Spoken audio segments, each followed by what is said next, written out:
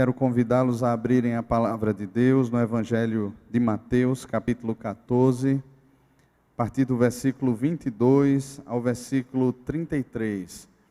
Semana passada nós começamos uma série que consiste em 4 pregações sobre momentos específicos de Jesus com os seus discípulos. É claro que esses momentos, eles são narrados nos 4 evangelhos e eles são bem abundantes. Nós selecionamos 4 momentos e nesses 4 momentos nós temos algumas perguntas a fazer. Semana passada nós vimos João, capítulo 6, e esse texto que nós vamos ler aqui no Evangelho de Mateus, que detalha um ponto a mais, João não detalha esse ponto, faz parte do mesmo contexto do capítulo 6 do Evangelho de João. A pergunta que fizemos semana passada foi: o que tens? O que é que você tem nas suas mãos? E a pergunta que o texto nos faz hoje é: o que você vê? Ou o que é que você tem visto? O que vês? Mateus capítulo 14, a partir do versículo 23, nos diz assim a palavra do Senhor. Logo a seguir, compeliu Jesus os discípulos a embarcar e passar adiante dele para o outro lado, enquanto ele despedia as multidões. E despedidas as multidões, subiu ao monte a fim de ficar sozinho, a fim de orar sozinho. Em caindo a tarde, ele estava só. Entretanto, o barco já estava longe, a muitos estádios da terra, açoitado pelas ondas, porque o vento era contrário.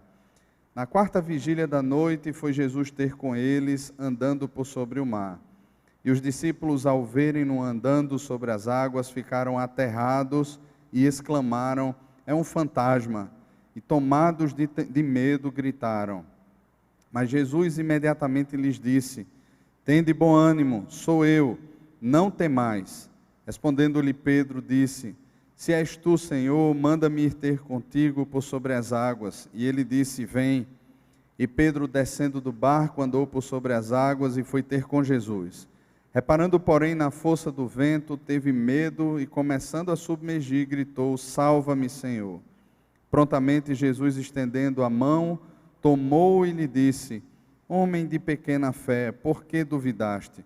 Subindo ambos para o barco, cessou o vento, e os que estavam no barco adoraram, dizendo: verdadeiramente és filho de Deus. Amém. Meus irmãos, esses encontros de Jesus, como nós começamos a ver semana passada, eles têm um endereço, eles têm um propósito muito bem definido. Nós percebemos no domingo passado que quando Jesus estava ali pregando, naquele monte, as multidões estavam ali, e a pergunta que Jesus faz é se tem pão ou se tem algum recurso que dê para alimentar aquela multidão, porque Jesus não quer despedir aquelas multidões sem que elas estejam alimentadas, sem que a sua fome esteja saciada. É interessante porque o alvo de Jesus não era apenas satisfazer a fome da multidão, mas Jesus queria ensinar algo aos seus discípulos, ele queria mostrar algo, trazer algo que estava no coração, tanto da multidão como no coração dos discípulos à tona. Percebemos que então o coração das multidões, ou daquela multidão que estava ali, ela estava, de certa forma, seguindo Jesus, buscando a Jesus com as motivações que não eram as mais nobres. Eles não queriam um relacionamento íntimo com Jesus, mas nós vimos que por todo o contexto, que faz parte desse texto também aqui, eles estavam esperando um tipo de libertador político, alguém que pudesse tirá-los da servidão romana, e por ser a época da Páscoa, talvez fosse aquele um momento propício, porque a Páscoa trazia à memória tudo aquilo que foi vivido no Egito e a grande libertação que Deus promoveu quando tirou o seu povo do Egito lá, usando Moisés, usando Arão, e conduziu o seu povo pelo deserto. Então, era o tempo da Páscoa, estava chegado aquele tempo. Um homem comum estava realizando milagres, curando pessoas, libertando pessoas cativas e opressas pelo diabo, e aqueles homens agora participaram de um milagre tremendo. 5 pães e 2 peixinhos são multiplicados ao ponto de satisfazerem uma multidão de muito mais de 5.000 pessoas, talvez aí aproximadamente 10.000 pessoas, comeram e se fartaram dos pães e peixes. Esses homens agora, daquela multidão, estão tomados por esse milagre e dizem assim: vamos fazer dele o nosso rei. E Jesus então, ao perceber isso, ele chama os seus discípulos à parte e pede para que seus discípulos atravessem para o outro lado do lago. Os seus discípulos então, já está ali por volta das 7h30, 8h da noite, eles entram naquele barquinho e começam a sua travessia. Do ponto onde Jesus está, até o ponto onde os seus discípulos estão indo, são mais ou menos 9 quilômetros, a distância de uma margem à outra. E o que o texto aqui nos diz é que praticamente eles cumpriram alguma parte dessa distância. O texto de João, assim como o texto de Marcos, eles trazem com mais clareza o tempo ou o que eles percorreram. E foram aproximadamente 4,5 quilômetros, cerca de 25 a 30 estádios, como é colocado no Evangelho de João. Eles percorrem isso, de 4,5 a 5,5 quilômetros, ou seja, estavam literalmente no meio do lago, e Jesus está orando. Jesus, ele sai do meio daquela multidão e ele vai orar. E são mais ou menos agora, o que o texto narra para a gente, é que é a 4ª vigília da noite, e a 4ª vigília da noite se dava entre 3h da madrugada até as 6h. E Jesus ainda está orando, e é nesse período que Jesus vai encontrar-se com os seus discípulos. Imagine então o cenário: a multidão fica para trás, Jesus está discernindo o coração da multidão, a multidão também vai seguir Jesus, e Jesus vai confrontá-la do outro lado do lago, só que algo acontece no meio daquele lago. O que a palavra de Deus nos diz é que um vento contrário começou a soprar e uma forte tempestade tomou conta daquele lago. O barco está exatamente no meio do lago, e aqueles homens estão ali tentando de alguma maneira remar contra toda possibilidade, porque os ventos lhes são contrários. Eles estão atemorizados, por mais hábeis que alguns desses homens possam ser, eles estão tomados de terror. A noite está densa, as nuvens estão densas, eles não conseguem ver direito a luz da lua. Pensa aí nesse cenário. É um cenário adverso, é um cenário caótico, é um cenário difícil de se enfrentar. E é normal que as pessoas, em momentos assim, em cenários assim, em meio às adversidades, elas temam. É normal. E não foi diferente com esses homens. Só que, irmãos, acontece algo inusitado. Eles não tinham presenciado isso ainda. E de repente, nesse momento aí, quando já era madrugada, alguém vem andando por sobre as águas. De repente, um facho de luz da lua ali, pegou alguma nuvem que se dissipou um pouco mais e passou e revelou aquele homem que vinha caminhando por sobre as águas. O temor parece que se agiganta no coração deles. Não é apenas um medo de que o barco corre o risco de naufragar, mas é um medo que de repente agora o fantasma da morte esteja vindo nos buscar. Pense num cenário de terror. Para você que sabe a história, assim como eu, talvez para a gente seja mais tranquilo ler isso, ou ouvir sobre isso. Mas se coloque no lugar daqueles homens, dentro daquele barco, naquela madrugada, em meio a uma densa tempestade, a ventos contrários, com todos os riscos de morte, de repente alguém vem andando por sobre as águas ao seu encontro. Pense aí então que não é um cenário fácil de se encarar. E o que o evangelista diz, o que Mateus diz, é que eles foram tomados de medo e chegaram ao ponto de gritar. Chegaram ao ponto de gritar. Algumas coisas que eu quero pensar com você aqui, tendo em vista que não é um contexto fácil de se encarar. A primeira delas é que Jesus, quando ele percebe a intenção da multidão, que João no capítulo 6 narra de forma mais clara para a gente o coração da multidão ali, Jesus ele encaminha os seus discípulos para o lago e ele se retira para orar. E são horas que Jesus passa ali orando sozinho. E eu penso, irmãos, que uma primeira aplicação aqui que a gente pode tirar é, em meio a todo esse ambiente que muitas vezes quer trazer para nós uma missão que não é a missão de Deus, que quer apontar para nós um caminho que não é o caminho de Deus, porque Jesus conhecia bem qual era o propósito de Deus para a vida dele. Jesus sabia muito bem o alvo de Deus para a vida dele, o plano redentor de Deus para a nossa vida, que alcançaria a nossa vida. Jesus está muito consciente do que ele tem que passar e para onde ele deve ir. Entretanto, existe o caminho da multidão, que quer tornar Jesus rei, não segundo a perspectiva do reino de Deus, mas segundo a perspectiva do reino dos homens. E Jesus, então, naquele momento, ele pede para que seus discípulos atravessem o mar, e ele vai orar, ensinando para mim e para você, que em meio aos descaminhos, ou às tentativas do mundo, ou mesmo do nosso próprio coração, tentar traçar para nós uma rota paralela, nós precisamos, antes de qualquer coisa, orar. Buscar a Deus. Antes de dar qualquer tipo de resposta, antes de muitas vezes até ser empurrado a dar algum tipo de passo, nós precisamos parar e orar, irmãos. Jesus deixa isso claro para mim e para você. Ele preferiu sair, ele preferiu ficar sozinho, ele preferiu buscar a Deus, ele retirou-se para orar.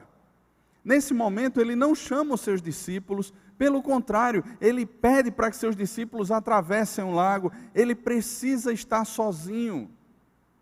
É uma tentação, irmãos, talvez para qualquer um de nós, assim como quando ele foi levado pelo Espírito para o deserto para ser tentado, a última tentação, aquilo que Satanás coloca para Jesus é: Jesus, você não precisa ir para a cruz. Você que é gente de toda tribo, língua, nação, mas você não precisa sofrer. Veja só, você se prostra aqui e me adora, e eu te darei todos esses reinos do mundo.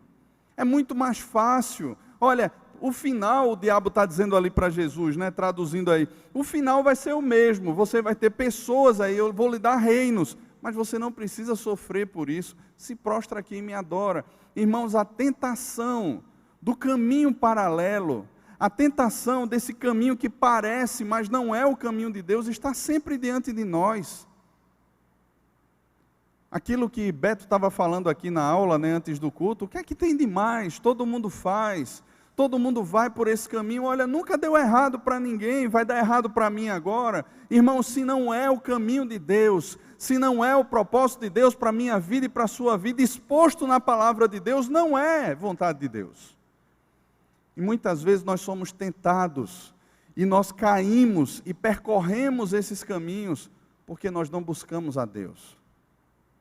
Nós não fazemos o que Jesus nos ensinou, retirar-se e ter um tempo a sós com Deus para buscar a Deus. E aí, irmãos, se torna muito mais fácil, ceder às tentações. Se torna muito mais fácil entregar o coração aos seus descaminhos. Se torna muito mais fácil olhar os apelos que estão ao nosso redor e de repente dizer assim: ora bolas, não tem nada, vamos embora por aqui mesmo, nada demais, vamos embora. Se torna muito mais fácil, mas Jesus nos ensina aqui, em primeiro lugar, o caminho da oração. E não foi uma oração curta. Veja, o início da noite ali, provavelmente 6h30, 7 horas da noite, é o tempo em que os discípulos pegam o barco e entram naquele lago. E o tempo em que Jesus vai ter com eles, na quarta vigília da noite, por volta aí entre as 3 e 6 horas da madrugada. Então Jesus gasta tempo em oração. Ele não está ali cochilando ou dizendo assim: olha, eu vou tirar um tempo aqui para descansar um pouco aqui, colocar as pernas para cima, nessa espreguiçadeira gostosa, fazer um lanche, tirar um cochilo antes. Não, ele está orando. E se Jesus, sendo quem Jesus é, ele gasta esse tempo em oração, o que se dirá de nós, irmãos? Jesus, então, ele vai até os seus discípulos, ele vai ao encontro dos discípulos no mar. E o versículo 28 aqui, quando todos estão com medos, tomados ali de pavor, estão gritando, eles revelam para mim e para você o coração de um homem chamado Pedro. Nós sabemos que Pedro era aquele cara impetuoso, Pedro era aquele cara pronto com as palavras, era o primeiro que respondia. Mas revela para mim e para você o que o próprio Pedro vai revelar lá no Evangelho de João, no capítulo 6, e que nós vimos aqui semana passada. Revela isso do coração de Pedro. Ou seja, não foi só ímpeto ali, não foi só a vontade de responder e estar à frente dos outros, mas Pedro estava tendo um processo no seu coração. Algo estava acontecendo no coração de Pedro, e ele revela no final do texto de João capítulo 6. E aqui já deixa claro para a gente esses indícios daquilo que está acontecendo no coração de Pedro. Veja comigo o versículo 28. Respondendo-lhe Pedro, disse: se és tu, Senhor, manda-me ir ter contigo por sobre as águas. Primeiro, Pedro creu. Talvez a nossa tradução não seja a melhor quando coloca o se aqui. Porque o se, ele traz esse ambiente de dúvida. Mas a melhor tradução seria: já que és tu, Senhor, manda-me ir ter contigo. Pedro não tem dúvidas que é Jesus. Mas quando ele diz, ou quando ele percebe que de fato é Jesus, quando Jesus fala: sou eu, não temas, tem bom ânimo, Pedro diz então: já que és tu, manda-me ter contigo. Pedro crê que de fato é o Senhor. E isso me faz, irmãos, entender que a fé é muito mais do que um sistema de conceitos, ou um sistema de teologias que a gente tem. E como Jesus, ele traz a fé para um ambiente prático. A fé não se torna apenas algo em que a gente senta num momento, numa aula de teologia e aprende sobre ela. E diz assim: olha, eu preciso aprender, tá? A fé é certeza de coisas que se esperam e ao mesmo tempo convicção de fatos que não se veem. Então beleza, eu não estou vendo, mas eu espero porque eu espero em Deus. E aí nós saímos daqui com esses conceitos que estão certos, mas a gente não consegue materializar ou aplicar isso. E o que Jesus faz nesses encontros com os seus discípulos é exatamente tornar prático tudo aquilo que é conceito. Jesus faz questão de ensinar à medida que ele caminha com os discípulos. Ele não simplesmente senta, e eu não estou dizendo aqui que é ruim quando a gente senta para aprender os conceitos, mas esse ensino de Jesus é enquanto ele caminha. Esse ensino de Jesus é na vida. Esse ensino de Jesus é quando as coisas estão se processando, estão acontecendo. É em meio a tudo aquilo que os discípulos passam, e o ambiente que Jesus promove aqui é o ambiente da adversidade. Jesus tem uma lição, tem algo para ensinar aos discípulos em meio às adversidades, em meio às tempestades, em meio a tudo aquilo que de alguma forma gera esse temor no coração, porque nós não conseguimos dar conta, a gente não consegue dar resposta. E antes que de alguma maneira a gente busque usar a força do braço para fazer alguma coisa, Jesus aparece. E Pedro crê quando Jesus fala: sou eu, não tenham medo, tenham bom ânimo.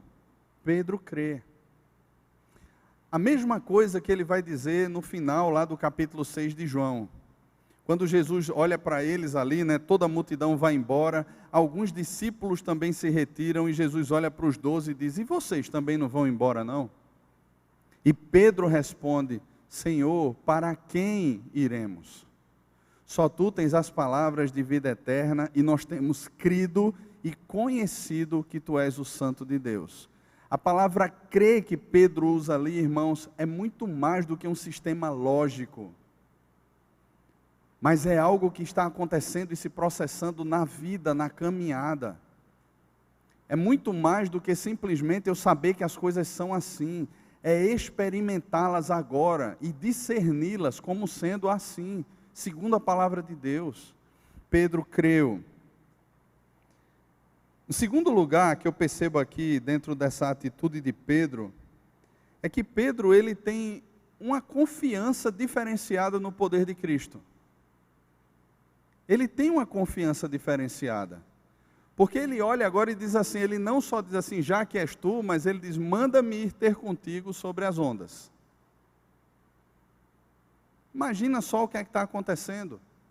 Enquanto todos os outros estavam ali ainda, talvez, se recuperando, principalmente homem, assim, que gritinho foi esse que tu desse, alguma coisa do tipo, talvez alguns dali estivessem se recompondo, Pedro diz assim, olha, manda-me ter contigo. Manda-me ter contigo, uma fé diferenciada. Ele olha para Jesus e sabe que Jesus tem todo o poder. que Deus tem dado a Jesus autoridade. E aqui, irmãos, talvez para nós seria fácil a gente dizer assim, não, mas Jesus é Deus, por isso que Ele tem tudo isso. Mas lembre comigo que Jesus aqui é perfeitamente homem. O que Paulo vai dizer na primeira carta aos Coríntios, no capítulo 15, é que Jesus é o segundo Adão. A humanidade perfeita está sendo refletida aqui em Jesus. E quando Deus criou o homem, lá em Gênesis, capítulo 1, versículo 26 e 27, Deus disse ao homem, ou a Trindade ali falou, na criação do homem, tenha ele poder sobre a criação. O que Jesus está exercendo aqui como homem, no poder do Espírito, refletindo a imagem perfeita de Deus, é dominar sobre a criação. O que Jesus está fazendo é dominando a criação. Por isso que ele está andando sobre as águas. E quando Jesus ele chama Pedro, então, ele está dando a mesma autoridade a Pedro de dominar sobre a criação. De refletir naquele momento ali, olhando para Jesus, não olhando para as circunstâncias, a sua perfeita humanidade. Então Pedro ele olha para Jesus, ele sabe que Jesus, ele começa a discernir que Jesus é a imagem perfeita de Deus. Ele começa a discernir que Jesus não é meramente um homem que faz alguns milagres e que de repente ali as pessoas podem, no afã das emoções, declarar o rei. Não, é muito mais que isso. É muito mais que isso. Ele tem essa fé que é diferenciada, essa confiança no poder de Cristo. Mas um terceiro aspecto aqui que eu vejo em Pedro, é quando Pedro usa essa expressão, ele diz, manda-me ir ter contigo. E eu penso, irmãos, que ainda que seja sobre as águas de um mar revolto, Pedro quer estar onde Jesus está. Ainda que seja em meio às adversidades, aos momentos mais difíceis, ele diz, manda-me ir ter contigo. Ele não quer simplesmente aparentar para os outros um poder extraordinário, ou uma conquista radical, ou alguma coisa do tipo, ou simplesmente ter uma sensação de que andou sobre as águas. De dizer assim, nossa, olha só, vocês ficaram aí com medo, e eu andei, ainda que poucos passos, mas eu andei. Não é isso. O que Pedro quer é estar onde Jesus está. Manda-me ir ter contigo. E isso já revela, irmãos, esse relacionamento de Jesus com Pedro, sendo construído à medida que eles caminham. E quando o próprio Pedro diz a Jesus lá em João 6, nós temos crido e conhecido que tu és o Santo de Deus, a palavra conhecido que Pedro usa lá e que João narra para a gente é a palavra gnosco. Não é simplesmente um conhecimento lógico, não é eu saber que Bolsonaro é o presidente do Brasil, que Geraldo Júlio é o prefeito de Recife, coisas assim, e não me relacionar com elas, mas é um relacionamento. Nós temos conhecido, quando, por exemplo, os evangelhos narram que José não conheceu Maria, até que Jesus nascesse. Claro, José sabia quem era Maria, mas ele não havia conhecido Maria intimamente, ele não havia tido relações sexuais com ela, até que Jesus nascesse. A palavra conhecimento aqui, irmãos, é uma palavra que revela intimidade, que revela esse processo onde as pessoas se envolvem, onde os corações se enlaçam, onde as aparências caem pelo chão e nós somos quem de fato nós somos. Pedro está descobrindo quem é Cristo.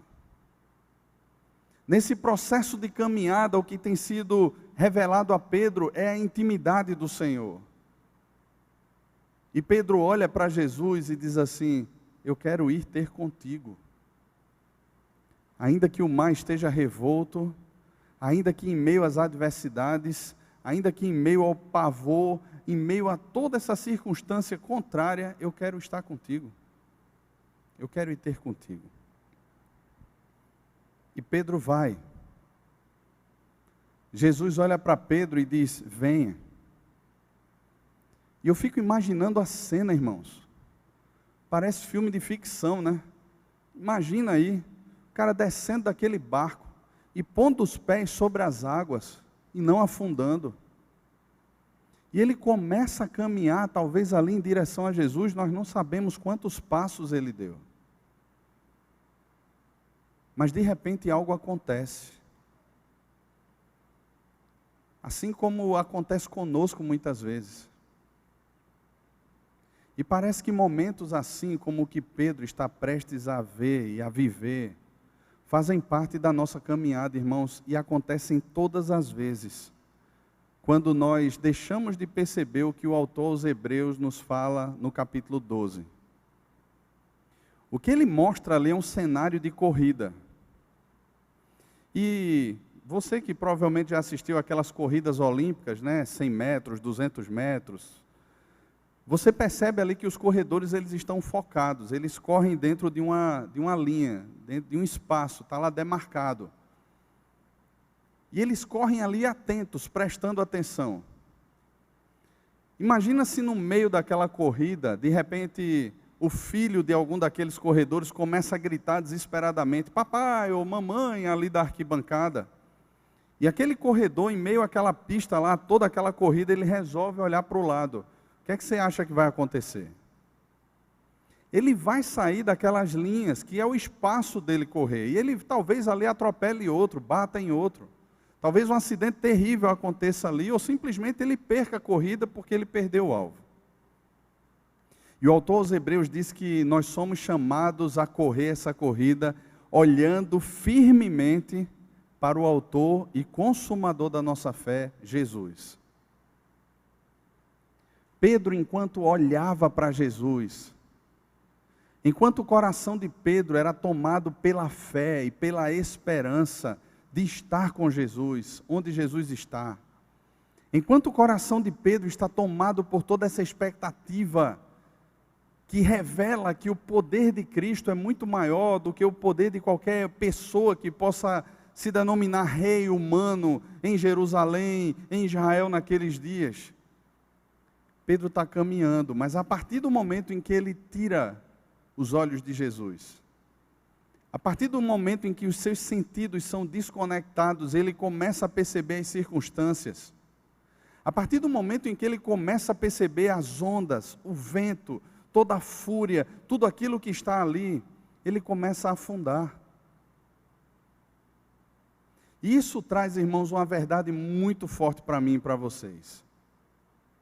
Nós somos chamados, irmãos, a andar num mundo que o tempo todo brilha as suas luzes para nós. Nós somos chamados a caminhar num mundo e em meio às circunstâncias que todo o tempo, de alguma forma, chamam a mim e a você a movermos o nosso braço e a tentarmos alguma solução ou algum caminho paralelo. E por não vigiar e orar, assim como acontece lá no Getsêmani, naquele momento em que Pedro não ora e não vigia, e usa da força do braço, e corta lá a orelha do soldado Malco, assim como em momentos assim, onde a fé parece que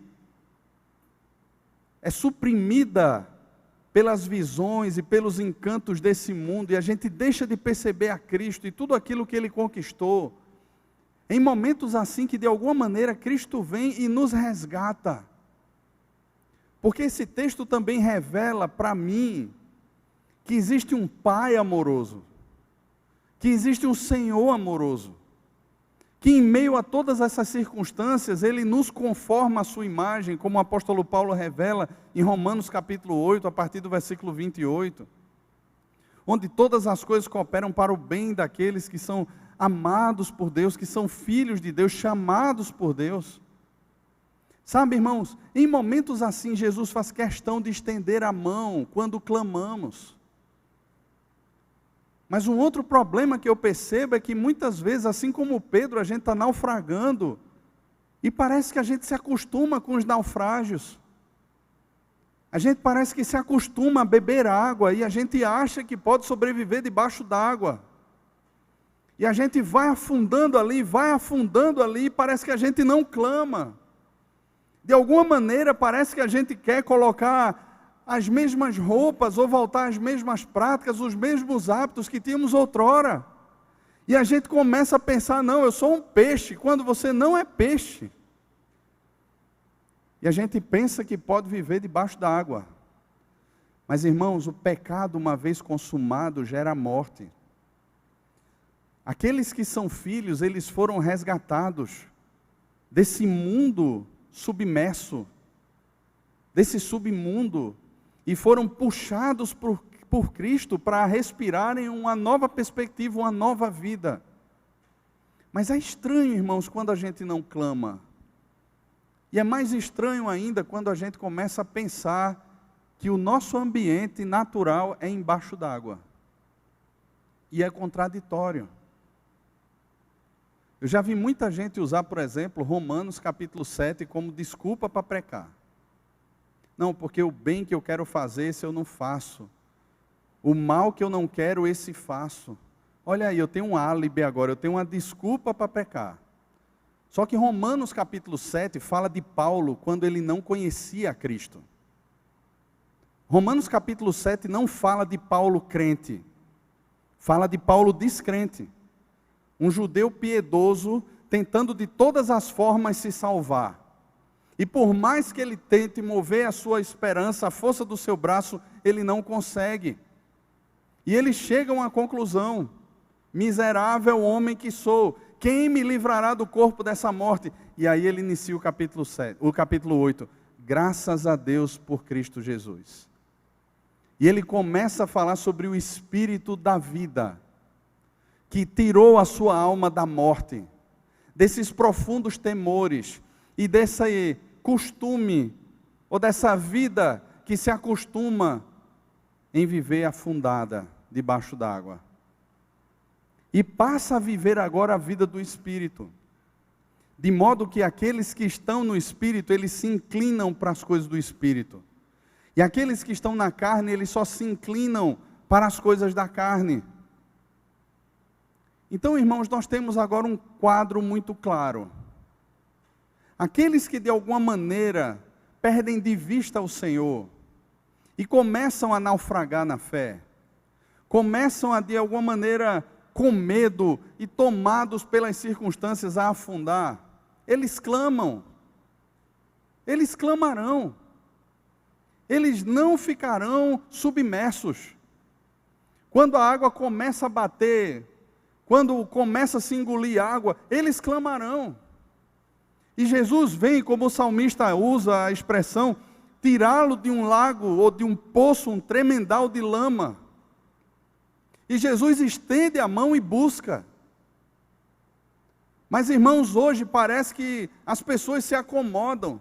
E de alguma maneira hoje existe uma série de perspectivas que não estão presentes na palavra de Deus, que aliciam e que alisam o ego dessas pessoas, dizendo assim: olha, não tem nada demais, tem nada demais, é a graça de Deus, é a graça de Deus, e banalizam o que é graça de Deus. E trazem essa imagem de acomodação ao pecado, a uma vida sem fé. Não é isso que acontece com Pedro, irmãos. Ele sabe que aquele ambiente não pertence a ele, ele não é mais aquilo, e ele clama, e Jesus estende as mãos e resgata Pedro dali. E olha nos olhos de Pedro e diz assim: por que você duvidou? E esse é um momento de cura para a alma de Pedro. Porque é Jesus quem está olhando nos olhos e está perguntando: homem de pequena fé, por que você duvidou? Por que você não creu? Por que você não continuou olhando? Por que você não continuou caminhando? Por que você deixou tudo isso por causa daquilo que estava ao seu redor? Por que você me perdeu de vista? E Pedro volta para o barco com Jesus. Com Jesus. Irmãos, hoje muitos estão dentro de igrejas, como multidão.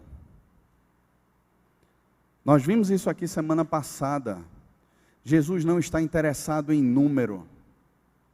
Jesus, ele discerne o coração da multidão, a ponto de dizer: vocês estão me seguindo, porque vocês comeram dos pães e se fartaram. Jesus, ele não alisa o ego de ninguém, nem põe a mão dizendo assim, ô bichinho, é porque ele é assim, porque ele já passou por isso, são os hormônios dele, é porque a galera, né, lá na faculdade, ou porque no ambiente de trabalho, todo mundo pressionou e ele não tinha o que fazer, foi lá e se afundou. Não, não é isso. Jesus confronta. Assim como ele confrontou Pedro aqui, ele confronta, mas ele estende a mão e traz. E no processo do coração de Pedro, irmãos, precisava haver o clamor. Precisava haver o clamor. Pedro clama, Senhor, salva-me. Pedro clama aquele que poderia salvá-lo. Sabe, irmãos, muitas vezes a gente passa por momentos difíceis assim.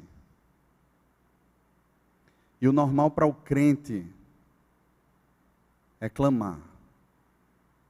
Não é se conformar com afogamento, é clamar. Ele está debatendo ali como se a sua vida, como se a morte de fato estivesse tragando ele, e ele clama. Aquele que é crente clama, mas aquele que não é afunda e simplesmente vive no seu ambiente, acostumado com as mesmas práticas, se deliciando com o fundo do mar, porque ele é peixe, não é discípulo, não é discípulo, não é discípulo. Quando Jesus estende a mão e toma Pedro ali das águas, e o versículo 32 diz que eles sobem de volta para o barco. Sabe o que acontece? O vento cessa, a tempestade passa. E isso me deixa intrigado. É só uma suposição, o texto não revela isso para a gente. Mas sabe, eu penso que de repente, naquele tempo de oração que Jesus estava tendo lá no monte, Jesus tenha pedido ao Pai, Senhor, manda uma tempestade, que eu quero ensinar algo aos meus discípulos. E eu digo isso, irmãos, pensando no que Paulo fala em Romanos 8, 28. Quando a gente olha todas as coisas que cooperam para o bem, parece que as coisas acontecem de forma aleatória. Mas se você tem a Bíblia NVI, ela tem a melhor tradução desse versículo 28 do capítulo 8 de Romanos. Porque ela diz assim, Deus age em meio a todas as coisas para o nosso bem. E essa é a melhor tradução. É uma ação coordenada de Deus em meio a todas as coisas. Ou seja, nenhuma circunstância, irmãos, muito menos essa tempestade no meio do lago, ou a doença que muitas vezes bate a porta da nossa casa, ou o desemprego que chega, ou as coisas que passamos as mais diversas, nenhuma delas está fora da ordenação de Deus. Está fora dos propósitos de Deus. Está fora da vontade de Deus. Mas na nossa vida, sabe o que é que Deus quer com isso? Ele quer provar a nossa fé, como Tiago fala no capítulo 1 da sua carta, para nos tornar maduros, para nos aperfeiçoar. E Pedro passou por esse processo aqui. Pedro cresceu com esse processo. Pedro amadureceu com esse processo. E agora a lição foi dada. O que é que acontece? O vento cessa. Acalma a tempestade. E o que vem depois mostra que aquilo ali não alcançou apenas o coração de Pedro, mas dos discípulos que estavam ali. Veja o que é que diz o versículo 33. E os que estavam no barco adoraram, dizendo, verdadeiramente és filho de Deus. Aquela lição ali não foi só para Pedro. Aquela lição ali foi para Mateus, foi para João, para todos os outros que estavam ali no barco. E eles observaram agora tudo aquilo que estava acontecendo e exclamaram, admirados, extasiados, este é verdadeiramente Filho de Deus, o Filho de Deus. Este é. Não é só um profeta, como a multidão estava dizendo. Não é um simples rei que a multidão queria fazê-lo. Ele é verdadeiramente o Filho de Deus. Meus irmãos, em meio a todas as circunstâncias que atravessamos, Jesus se revela a nós. Ele está disposto a estender a mão. O processo para isso é o clamor. Jesus está ensinando aqui os discípulos, como a mim e a você, a clamarmos a Ele. Mas sabe, Jesus também nos ensina nesse texto que a gente pode andar sobre as águas se Ele nos chamar. E nós estamos, irmãos, caminhando sobre as águas. Nós estamos. Quando você vai para a sua faculdade, você vai caminhando sobre as águas. Quando você vai para o trânsito todos os dias, você está andando sobre as águas. Quando você está trabalhando, você está caminhando sobre as águas. A grande questão é, você continua olhando para Jesus enquanto anda sobre as águas? Vivendo pela fé, não por aquilo que você vê, ou por aquilo que o mundo sugere a você, por meio das ondas, dos ventos, ou da aparente bonança de prazer, de segurança, de conforto, de uma rota paralela fora dos propósitos de Deus. Porque se permanecemos olhando para Jesus, irmãos, autor e consumador da nossa fé, continuaremos avançando sobre as águas. Mas se em algum momento a gente vier a naufragar na fé, a gente tem a plena certeza de que aquele ambiente embaixo da superfície não é o nosso ambiente, a gente pode clamar. E a gente pode gritar a Ele, Senhor, salva-me.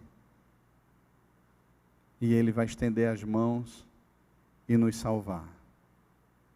E com o seu grande amor, vai promover a adoração no nosso coração.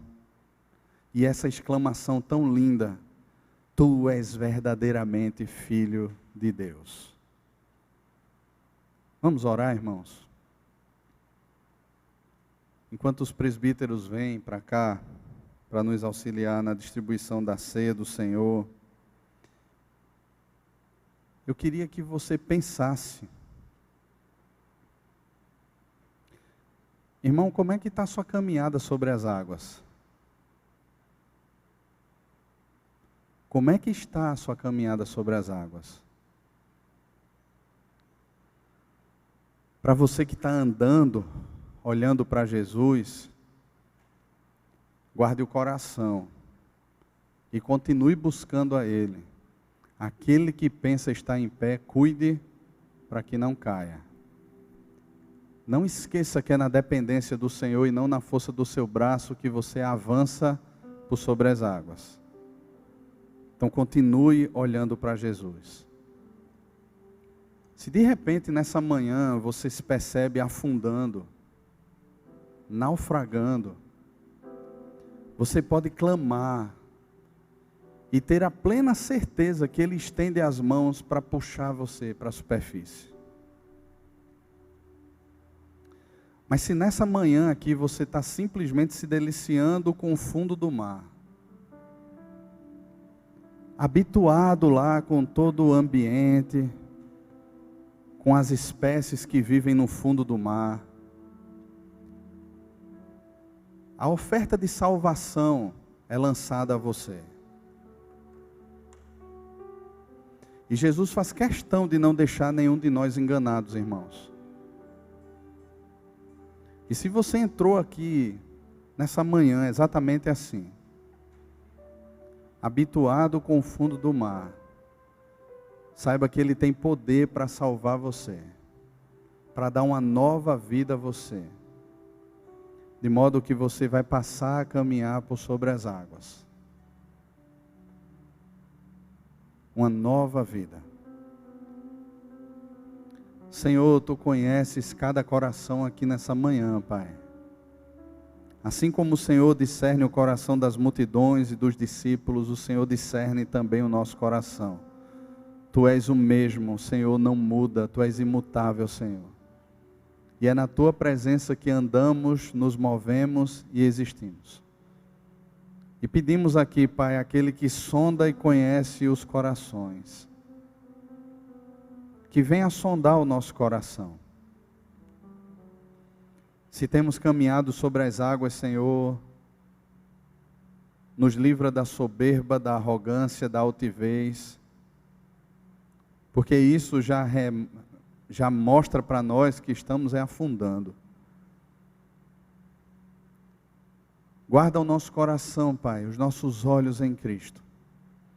Mas se estamos afundando, Pai, que clamemos ao Senhor. Se somos filhos e confiamos no Senhor, que clamemos àquele único que pode nos valer, nos salvar. E que ao sentirmos a Tua mão nos tirando do tremendal de lama, do poço do pecado, Senhor, que adoremos ao Senhor na beleza da Tua santidade, declarando que Tu és o Filho de Deus.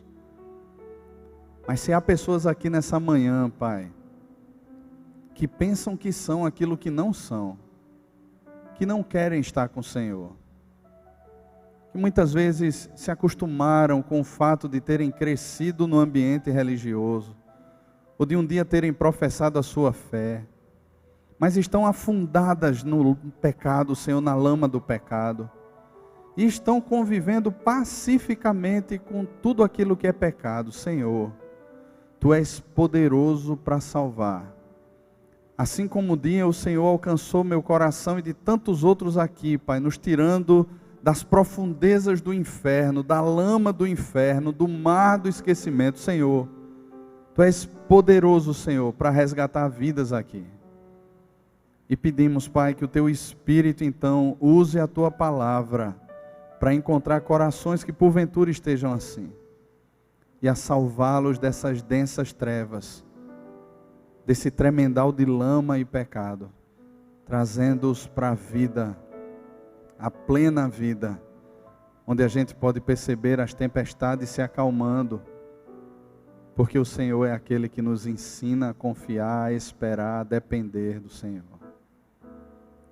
Vem nessa manhã, Pai, e nos abençoa. Pedimos também, Senhor, por esses elementos que não deixam de ser pão nem suco de uva, mas são consagrados ao Senhor nesse momento e se tornam alimento espiritual para a nossa vida, fortalecendo a nossa fé, a nossa esperança e o nosso amor no Senhor. Que o Senhor, que é aquele que está presente aqui, que caminha por entre os corredores dessa igreja, nos sirva por meio desse meio de graça e nos abençoe, Pai, no nome de Jesus. Amém e amém. Meus irmãos,